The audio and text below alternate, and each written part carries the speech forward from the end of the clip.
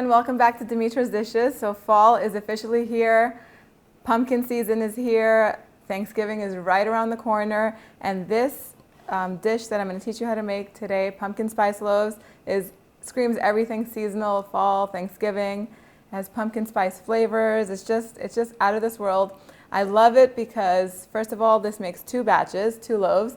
Keep one for yourself. You can keep both for yourself, actually. You can freeze one because it freezes well. It makes a great gift to give to your neighbors, and the best gifts are those that are made with lots of love. Everyone loves those kind of gifts, especially if they taste good.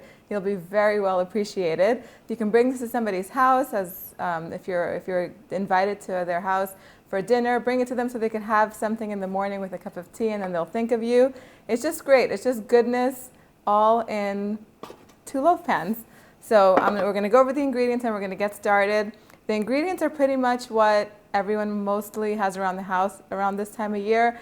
We have canned pumpkin here. Oops. We have canned pumpkin. You want to make sure you get the canned puree plain pumpkin, not the pumpkin pie filling, because we're going to add our own spices to it. So we have that. We have pure vegetable oil, vanilla extract. We have nutmeg, clove powder, and lots of cinnamon. We're going to use the orange zest, dried cranberries. You can use dried raisins if you like. We have chopped up walnuts, but you can use pecans. We have brown sugar, white sugar, a little bit of salt, flour, all-purpose flour, baking soda, and what else do we have? We have some eggs in here. That's what we have. So we're going to begin by beating our eggs in my tabletop mixer. I'm using a tabletop mixer. You can definitely do this in a large bowl with a whisk.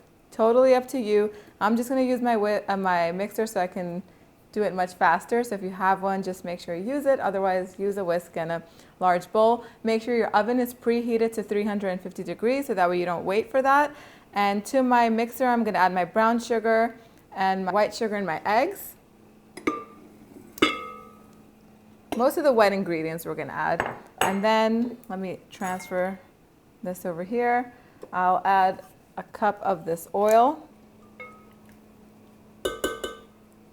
And then we'll add a little bit of vanilla extract. We're going to mix this until everything is really nice and combined.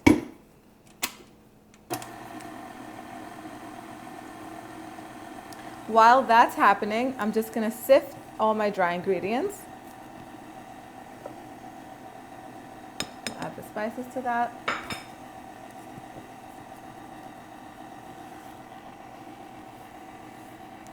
Leave that on the side. I'll zest my orange peel into my dry ingredients. I'm going to use the whole orange. Orange and pumpkin go so good together. To my dried cranberries, I'm just going to add a little bit of this mixture so that way when you add flour to your dry fruit and nuts, then they don't sink to the bottom of the pan. Just take a little bit of that and put that in. And then I'm just going to brush these pans, even though they're non-stick, I'm just going to brush them with a little bit of olive oil just so that way there's that extra layer of protection so that way the loaves, when they're ready, they detach pretty easily. All you use a little bit. You could also line this with parchment paper if you wanted to, and that'll make a very easy, quick release. That's all combined. Now I'm going to add my pumpkin. This might look like a lot of pumpkin, and it is much more than the traditional pumpkin spice loaf calls for. I actually double it, and that's the same thing I do with my carrot cake. My mom used to do that, and it just works really well. It makes it extra moist and extra pumpkin tasting. It is a pumpkin loaf, so it should taste like pumpkin. So this is a lot of pumpkin. I'm just going to put it in here. All the exact measurements are on my website, so check that out.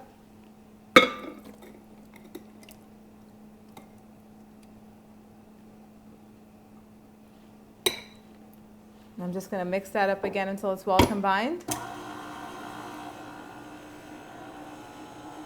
And then I'm just going to add the flour to this really slowly, a little bit at a time. As each batch is incorporated, then we're going to add a little bit more.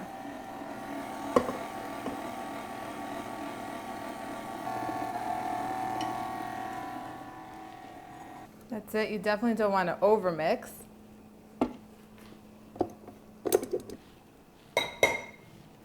And now we're just going to add our dried cranberries. And just mix everything all together. Just fold it in like that. And make sure it gets to the bottom of your bowl because the beater never really reaches down there in the bottom, and you'll have lots of the wet ingredients down there. Incorporate everything. Now I'm just going to divide this equally into these two prepared baking pans, loaf pans.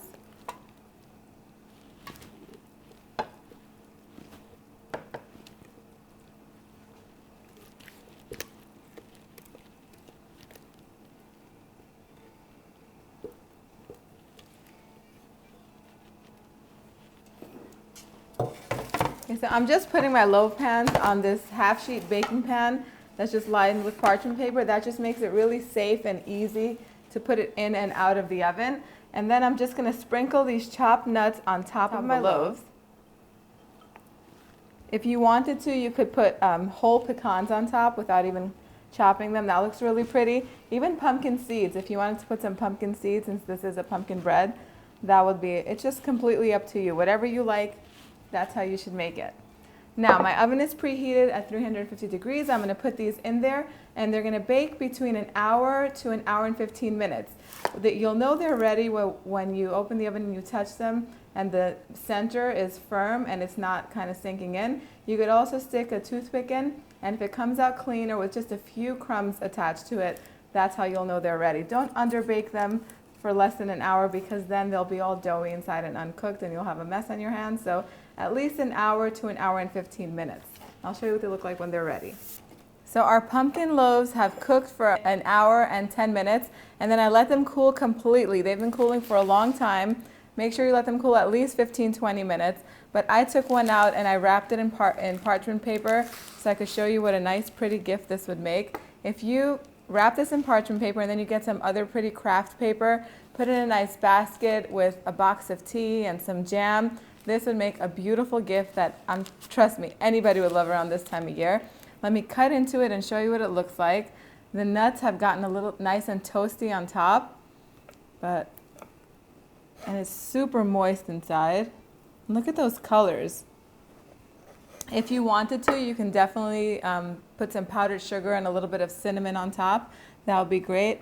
Look at how pretty that is with those dried cranberries. It's so moist and delicious. I'm just gonna dig into this, and later on I'll make myself a cup of nice hot tea.